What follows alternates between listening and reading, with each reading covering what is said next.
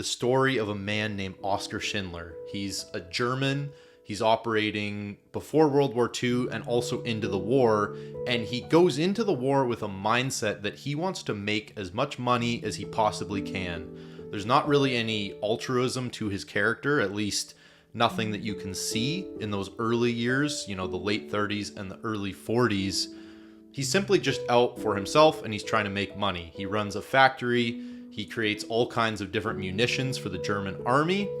But as time goes on, as it gets, into the 1940s and he starts to see where the Nazis are taking the war and specifically what they're doing to the Jews and other minorities through the Holocaust, something changes in him, or it at least appears to change. Maybe it's just something that was already a part of his character before, but there does seem to be a transition towards the end of the war, and he decides he's going to stop his focus on making money, and his sole responsibility in life becomes saving as many Jews as he possibly can. He tosses everything else out the window. He bribes commanders of concentration camps in order to keep Jews off of those trains.